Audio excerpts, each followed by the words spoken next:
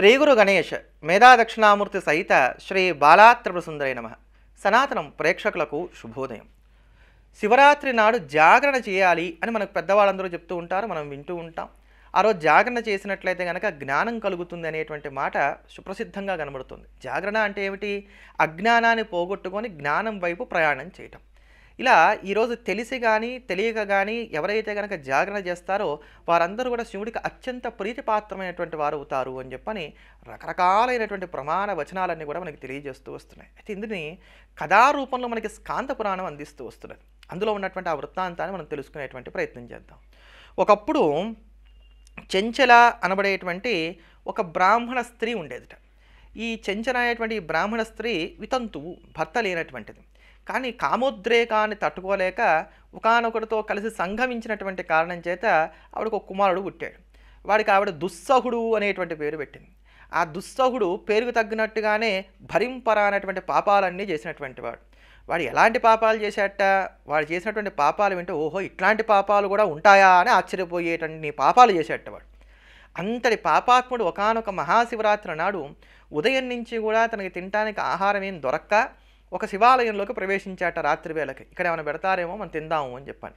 ఆ సమయానికి ఆ శివాలయంలో ఒక ప్రవచనకారుడు కూర్చొని శివధర్మాలన్నీ కూడా చెప్తున్నట్ట.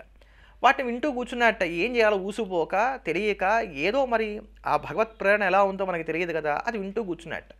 అలా రాత్రంతా కూడా ఆ శివధర్మాలు వింటూ జాగరణ చేయటం అనేది, ఉపవాసం ఉండటం అనేది అతని వల్ల సంఘటించింది. ఇలా అతని తెలియకుండానే మహాశివరాత్రి నాడు రాత్రంతా కూడా ఉపవాసము జాగరణ చేసినటువంటి పుణ్యం అతని ఖాతాలో పడిపోయింది. ఈ కారణం చేత అతను మరో జన్మలో విచిత్రవీర్యుడు అనేటువంటి పేరుతోటి జన్మించాట, చిత్రాంగదుడైనటువంటి మహారాజు గారి గర్భాన. ఇలా జన్మించిన తదాది పూర్వజన్మ పుణ్య కారణం చేత ఇతనికి శివభక్తి జన్మించింది. ఆ శివభక్తితోటి ప్రతి మహాశివరాత్రికే కాదు, ప్రతి మాస శివరాత్రికి కూడా ఉపవాసం ఉండటం, జాగరణ చేయటం ఇలా చేసుకుంటూ వచ్చాట. అఖండంగా బిలవలాలతోటి స్వామివారిని పూజిస్తూ వచ్చాడు. అతను చేసినటువంటి ఆ పూజకి, ఉపవాస దీక్షలకి, జాగరణకి మైమరిపోయినటువంటి పరమేశ్వరుడు సాక్షాత్కరించి నీకేం వరం కావాలో కోరుకో అన్నట్ట. నీ దర్శన భాగ్యం కలిగింది, ఇంతకన్నా నాకేం కావాలి అన్నట్ట. అది చిత్తశుద్ధి అంటే. శివానుగ్రహం చేత అతనికి పరిపూర్ణమైనటువంటి ఆత్మజ్ఞానం కలిగింది. వెంటనే పరమేశ్వరుడు అన్నట్ట, అలా కాదు నాయన, నీకు ఇవ్వవలసింది బోల్డ్ ఉంది, కాలాంతరంలో దాన్ని అనుగ్రహిస్తానని చెప్పని అతని సూక్ష్మ రూపంలోకి మార్చి తన యొక్క జటాజూటంలో అతను దాచిపెట్టుకున్నట్టు. అంటే ఎవరైతే మహాశివరాత్రి నాడు ఉపవాసము జాగరణ చేస్తారో వాళ్ళందరినీ కూడా పరమేశ్వరుడు నెత్తిన పెట్టుకొని కాపాడు చూస్తాడు అని చెప్పని ఈ కథ మనందరికీ కూడా తెలియజేస్తోంది. ఈ స్కాంద పురాణంలో మహేశ్వర ఖండంలో చాలా స్పష్టంగా చెప్పబడినటువంటి కథ. తర్వాత కాలంలో పరమేశ్వరుడు తన జటాజూటంలోని ఒక జటను తీసి కైలాస పర్వతం మీద వేసి కొట్టినప్పుడు అది రెండుగా చీలి అందులో నుంచి వీరభద్రుడు జన్మించాడు అని కూడా మనం విన్నాం. ఆ వీరభద్రుడే ఈ విచిత్ర వీర్యుడు.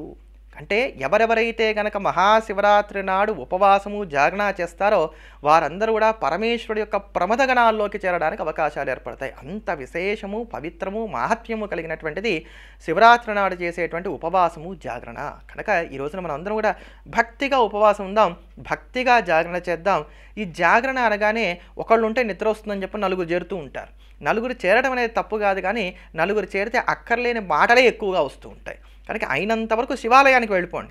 ఆ శివాలయానికి వెళితే ఇటువంటి మాటలు రావడానికి తక్కువగా ఉంటుంది కనుక అక్కడ స్వామివారికి జరిగేటువంటి అభిషేకాలు చూస్తూ కొంతసేపు, శివ స్తోత్రాలు చదువుకుంటూ కొంతసేపు, గడిచినటువంటి కాలంలో మనం చేసినటువంటి శివరాత్రి వ్రతాలు ఏవైతే ఉన్నాయో వాటిని జ్ఞాపకం చేసుకుంటూ కొంతసేపు, ఇలా రకరకాలుగా ఆ శివ ధ్యానంతో కాలక్షేపం చేయడానికి అవకాశాలు ఏర్పడతాయి. మరికొన్ని చోట్ల ఈ శివరాత్రి నాడు పార్వతీ కళ్యాణాన్ని నిర్వహిస్తారు. కనుక ఆ శివపార్వతీ కళ్యాణాన్ని వీక్షిస్తూ ఇలా భగవత్ తాదాత్మ్యంతో ఈ వ్రతాన్నంతా కూడా చేయాలి, ఉపవాసము జాగరణ చేయాలి తప్ప ఊసిపోని కబుర్లు చెప్పుకుంటూ చేసినట్లయితే కనుక దీనివల్ల ఫలితాలు రావు.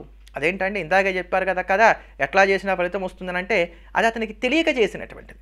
తెలియక చేసాడు కనుక పరమేశ్వరుడు అనుగ్రహించాడు. ఇక్కడ తెలిసి కూడా ఏదో ఒక రకంగా నేను జాగరణ చేయడానికి కానీ ఇట్లాంటి మార్గాలు ఎంచుకుంటాను అన్నట్లయితే కనుక చాలా తప్పు అవుతుంది. కనుక ఈరోజు అయినంత వరకు అసలు టీవీ కూడా చూడకండి. ఒకవేళ టీవీ చూడాల్సి వస్తే అందులో భక్తికి సంబంధించిన ఏమైనా ఉంటే చూడండి, లేకపోతే వాటిని కూడా పక్కన పెట్టేటువంటి ప్రయత్నం చేయండి. ఈ భక్తి సినిమాల్లో కూడా ఒక్కొక్కసారి ఏమవుతాయంటే రక్తి కట్టించేటువంటి పాటలు వస్తూ ఉంటాయి. దీనివల్ల కూడా మళ్ళీ మనస్సు గతి తప్పడానికి అవకాశాలు ఉంటాయి కనుక అయినంత వరకు ఎక్కడ మీ మనస్సు నిశ్చలంగా నిలబడి పరమేశ్వరుడి యొక్క అనుగ్రహాన్ని పొందడానికి అవకాశాలు ఏర్పడతాయో వాటిని మాత్రమే అక్కడకు తీసుకునేటువంటి ప్రయత్నం చేస్తూ పరిపూర్ణమైనటువంటి శివానుగ్రహం కలిగే విధంగా ఉపవాసం జాగరణ చేసి తరించండి. మనందరం కూడా చేద్దాం, మనందరం కూడా తరిద్దాం.